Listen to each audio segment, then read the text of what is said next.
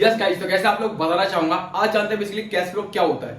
अगर आप मार्केट में आते हैं ना, तो स्टॉक मार्केट में, तो यहाँ पे कैश फ्लो के बारे में बहुत कुछ बताया जाता है, बट हमें समझ में नहीं आता। और बेसिकली सी बात है कि हम जब 96 की जॉब करने के बाद स्टॉक मार्केट के बारे में नॉलेज लेने आए, तो इतना तो नहीं पता कि कैश फ्लो क्या होता है, नेट प्रॉफिट क्या होता है, टैक्स क्या होता है। बहुत सारी चीजें होती है जो पता नहीं है, ठीक है। बट इसीलिए मैंने स्टार्ट किया था इस चैनल की यस मैं हर किसी को इस तरीके से बता पाऊं जो जान पाए कि यस बेसिकली स्टॉक मार्केट है क्या, और विदाउट एनी स्ट्रेस के वो बंदा एक इन्वेस्टिंग जर्नी को कंप्लीट कर पाए एंड अच्छी खासी अच्छा खासा अमाउंट इन्वेस्ट करके एक अच्छे खासे लॉन्ग टर्म की ग्रोथ के साथ अपनी चीजों को फ्यूचर के लिए अच्छी तरीके से डिजाइन कर पाए, अपने ड्रीम को अचीव कर पाए। इसलिए राइट, तो कोई दिक्कत नहीं, जानते बेसिकली है क्या कैश फ्लो और कैश फ्लो कैसे वर्क करता है मार्केट में। देखो, फर्स्ट ऑफ थिंग मैं आपको बताऊं तो कैश फ्लो कुछ नहीं है, नॉर्मल सा थिंग है कि मार्केट में जब समझ लो कि अगर कोई इकोनॉमी रन करती है तो वहां पे कैश फ्लो का होना जरूरी है। अगर कैश फ्लो नहीं है मार्केट में तो डेफिनेटली वो इकोनॉमी रन नहीं कर पाएगी।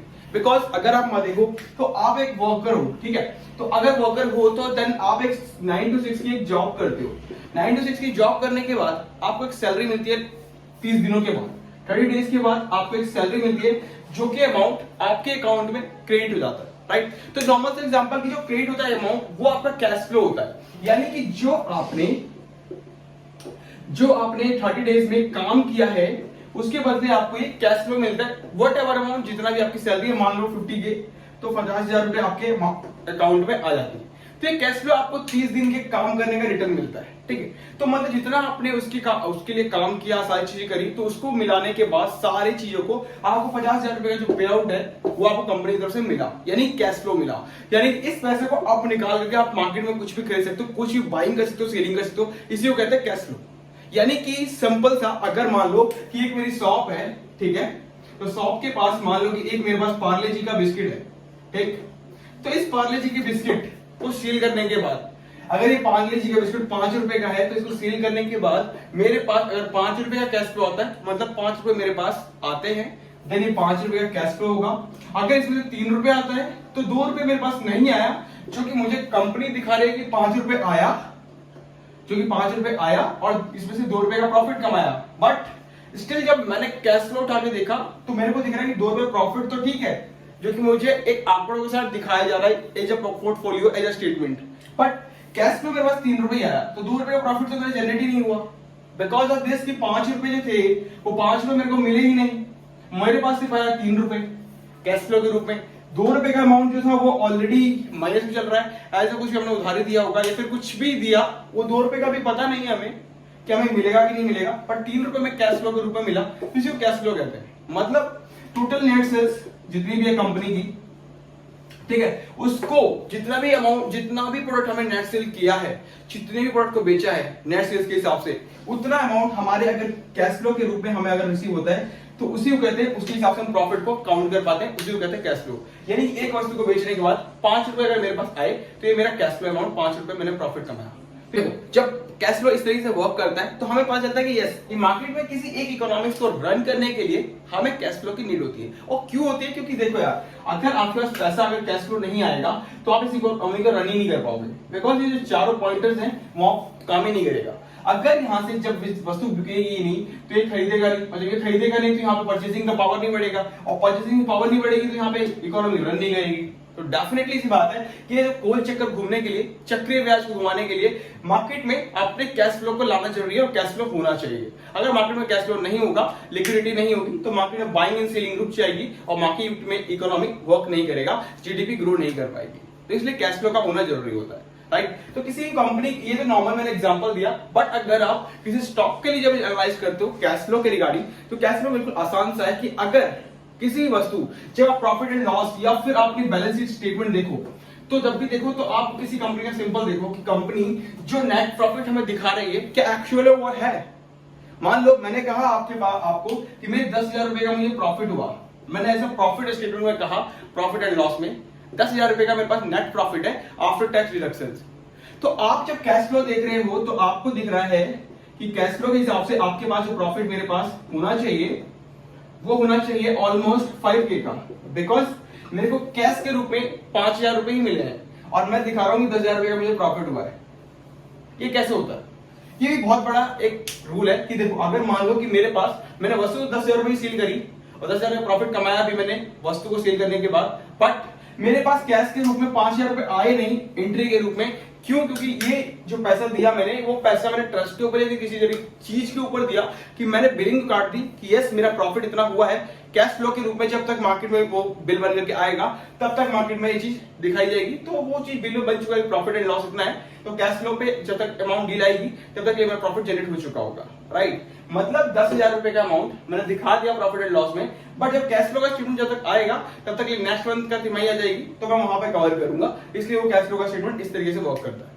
बट यहाँ पे आपको जो घपला और जो कंपनी करती है, मतलब इज द काइंड ऑफ कि आपको दिखाया कुछ और जा रहा है, दिया कुछ और जा रहा है, वो इस तरीके से पता चलता है कि जब आप कैश फ्लो स्टेटमेंट निकालते हो, कैश फ्लो स्टेटमेंट में जाकर के किसी भी कॉलम में जो कैश फ्लो का स्टेटमेंट होता है उस कॉलम में जाओगे और देखोगे किसी स्टॉक का, तो आपको दिखेगा कि यस कैश फ्लो स्टेटमेंट में 5,000 दिखाया गया, बट अगर कंपनी के 10,000 रुपए प्रॉफिट हुआ तो 10,000 रुपए कंपनी के पास है ही नहीं। तो ऐसा क्यों? ऐसा इसलिए होता है बिकॉज मान लो कि कंपनी है XYZ, उसने क्या किया कि आपको माल सेल आउट करना था, माल सेल आउट करना था बेसिकली कि उनको टारगेट था कि 20,000 रुपए का अमाउंट बेचना है। अभी तक मार्केट के पास सिर्फ 15,000 रुपए ही कंप्लीट हुए एज अ तरीका, राइट। मतलब एज अ बिजनेस उसने पूरे टारगेट को अचीव करने में 5,000 रुपए कम किए, अभी तक मंथ एंड का 2 दिन बाकी है। उसने क्या किया कि 31 मार्च को उसने एक बिल काटा जिसके हिसाब से उसमें बिलिंग हो गई 20,000 का, ठीक। 5,000 का बिल काटने के बाद अमाउंट बन गया 20,000 का। अब ये पैसा वापस 5,000 उसके पास आएगा नहीं आएगा ये डिपेंड करता है, बट इस आंकड़े के मुताबिक यहाँ पे नेट प्रॉफिट इसी तरीके से दिखाया जाएगा बिकॉज उसने यहाँ से पैसा काट दिया है बिल 5,000 रुपए का। अब ये पैसा जो 5,000 रुपए का बिल कटा है 31 मार्च को, वो पैसा जब मिलेगा सामने वाले बंदे से, जब उसके नाम से वहां से प्रॉफिट वहां पे जाएगा, माल जाने के बाद एक लेकर के आएगा। बट ये तो सिर्फ कॉल पे बात हुई थी कि यस मैं आपके नाम पे 5,000 का बिल काट देता हूं, आप मुझे माल वापस कर देना 2 दिन बाद। यानी कि जब 2 अप्रैल आएगा तो 2 अप्रैल को वो माल वापस कंपनी के पास आ जाएगा। यानी कि वो जो इस क्वार्टर में जो प्रॉफिट दिखा रही है वो प्रॉफिट नहीं है, वो 2 अप्रैल को माल वापस आ गया, बट नेट प्रॉफिट के रूप में 10,000 है कंपनी के पास, बट कैश में तो 5,000 का ही रहेगा बिकॉज कंपनी का पास प्रॉफिट तो सिर्फ 15,000 का मिलेगा ना, क्योंकि 15,000 रुपए का माल उन्होंने टारगेट अचीव किया। 5,000 का तो बिल बनाया था बट बना नहीं बिकॉज कंपनी को पता था कि 5,000 का बिल पूरा नहीं होगा, तो मार्केट में जो क्वार्टर बेसिस पे जो प्रॉफिट है अगर वो कम हुआ तो मार्केट में सेल आउट हो जाएंगे शेयर्स, और जब मार्केट में सेल आउट हो जाएंगे शेयर तो हमारी कंपनी का जो शेयर है वो नीचे आ जाएगा। तो जो प्रमोटर होते हैं वो दिखाने के लिए ये करते हैं कि 15,000 का अमाउंट आपको सेल आउट तो दिख ही रहा था, टारगेट तो अचीव है, 5,000 का टारगेट बच रहा था, 5,000 का टारगेट किसी नाम के ऊपर किसी भी फॉर्म के ऊपर बिल काट दिया 5,000 का बिल, उसका पे आउट बोला कि हम बाद में ले लेंगे आपसे, आप मुझे दे दीजिएगा। 2 तारीख को माल ही वापस आ गया, बिल तो पे आउट हुआ नहीं, तो इसका जो बिल का जो डेटा था वो यहां पहुंच गया, और पहुंचने के बाद 15,000 का प्रॉफिट, ठीक, कि 15,000 का प्रॉफिट हमने जनरेट किया, मुकाबले 15,000 का प्रॉफिट 15,000 प्लस 5,000 20,000 रुपए प्रॉफिट जनरेट किया, बट हमें कैश के रूप में 15,000 रुपए मिले बिकॉज टारगेट के हिसाब से 15,000 रुपए की प्रॉफिट, 15,000 रुपए का ही माल सेल आउट हुआ था, 5,000 का बिल बना था बट माल सेल आउट नहीं हुआ, राइट। तो ये जो 5,000 का जो बिल है वो कैश फ्लो स्टेटमेंट आएगी तब तक के लिए जो है अगली तिमाही आ जाएगी सेकंड क्वार्टर, और यहां पे आपको मिलेगा घपला। यहां पे आपको पता चलेगा कि जो क्वार्टर में दिखाया गया था उस क्वार्टर के हिसाब से आप प्रॉफिट है ही नहीं, और अगले तिमाही में आपको देखने को मिलेगा कि मार्केट का शेयर गिर रहा है। उसके पीछे कारण है, वो जानते हैं कि हम अगर इस समय अगर प्रॉफिट का शेयर गिरा दिया तो हमें शेयर को खरीदना महंगा पड़ेगा। मान लो किस समय क्या होता है ना कि बहुत सारे मार्केट में बहुत सारे शेयर्स हैं, बहुत सारी कंपनीज है, तो प्रमोटर क्या करते हैं कि अगर उन्हें अपनी शेयर को खरीदना है तो अपना दिमाग लगाते हैं कि यार देखो हमारी कंपनी का शेयर हमें अभी महंगा पड़ रहा है, तो उन्हें क्या है कि अभी इस शेयर को निकलने के लिए, प्रॉफिट जनरेट करने के लिए, प्रॉफिट बुक करने के लिए क्या करना है कि इसके अंदर जो 5,000 रुपए जो घपलाबाजी हो रही है वो पूरे 3 महीने बाद पता चलेगा, अभी पता चलेगा नहीं, क्योंकि 31 तारीख को जो बिल जनरेट होना था वो हो चुका है और हमने घपला कर दिया 5,000 रुपए का। वो 5,000 रुपए का घपला वो देखिएगा अब आने वाले टाइम पे, यानी जुलाई के अगस्त के रिजल्ट में।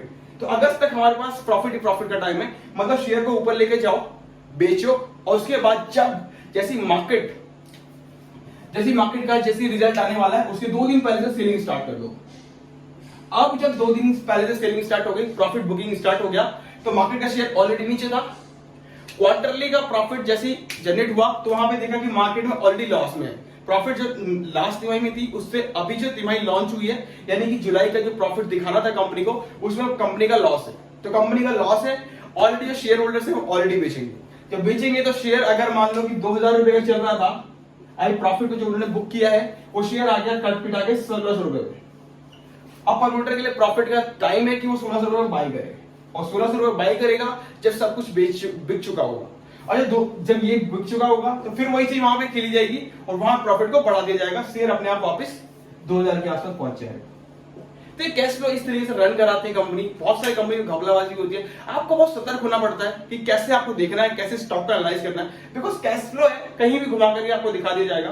दिखाया आपको प्रॉफिट यहाँ पे 15,000 का है बिल्कुल एक्चुअल में, बट वो 20,000 रुपए का दिखाया इसलिए जा रहा है 5,000 का बिल काट दिया है, 5,000 का पैसा नहीं आया है, बिल काट दिया बस। तो क्या पैसा आएगा नहीं, क्योंकि उसने कहा कि हमने बिल फाड़ दिया है किसी के नाम पे, वो बिल जब तक जाएगा और वापस आएगा तब तक 2 अप्रैल हो चुकी होगी और माल वापस यहाँ पे आ जाएगा, हम दिखाएंगे माल वापस आ गया था क्लाइंट से, क्लाइंट ने माल रखा नहीं। तो इस तरीके से वर्क करता है पूरा सिस्टम। और ये बहुत सारे स्टॉक्स में होते हैं, ऐसा नहीं कि मैं किसी स्टॉक को टारगेट करके कह रहा हूं, और ऐसा भी नहीं कि मैं किसी स्टॉक के बारे में बता भी रहा हूं। मैंने सिर्फ एक एग्जांपल दिया आपको कि जिससे कि आप लर्न कर पाओ और स्टॉक मार्केट में समझ पाओ कि बेसिकली स्टॉक मार्केट में होता है, राइट, एक्चुअल फैक्ट क्या है और एक्चुअल में आपको दिखाया गया जाता है। तो बेसिकली आपको पता चल पाएगा कि यस किसी स्टॉक को जब हम एनालाइज करते हैं और समझते हैं तो बेसिकली कैश फ्लो किस तरीके से वर्क करता है, किस तरीके से इकोनॉमिक वर्क करते हैं कैश फ्लो के थ्रू। और कैश फ्लो ना हो मार्केट में तो क्या होगा, कैश फ्लो होता है तो क्या होता है। किसी बड़े बड़े फर्म्स है मार्केट में, बहुत सारी चीजें हैं जिसे कि आपको देखने को मिलेगा, कैश फ्लो अगर ना हो तो वो वर्क ही नहीं कर पाएगी, राइट। अगर मान लो कि आपको सैलरी के वक्त पैसा जो है एक तरीके से दिया जाए, उसको बोला जाए कैश के रूप में आप निकाल नहीं सकते, तो आप वर्क ही नहीं कर पाओगे ना, राइट। इस तरीके से काम करता है कैश फ्लो। वीडियो अच्छी लगी तो लाइक कर लीजिएगा, शेयर कर लीजिएगा। Thank you so much guys. And साथ ही साथ अभी तक चैनल को सब्सक्राइब नहीं किया है तो सब्सक्राइब करना ना भूले एंड बेल आइकन जरूर दबा लीजिएगा, जिससे कि आपको पहले नोटिफिकेशन आ पाए और जाके आप एनालाइज कर पाए, वीडियो को देख पाए एंड ज्यादा लोगों तक बता पाए। Thank you so much guys. Video अच्छी लगी तो लाइक कर लीजिए, शेयर कर लीजिए। Thank you so much guys, मिलते हैं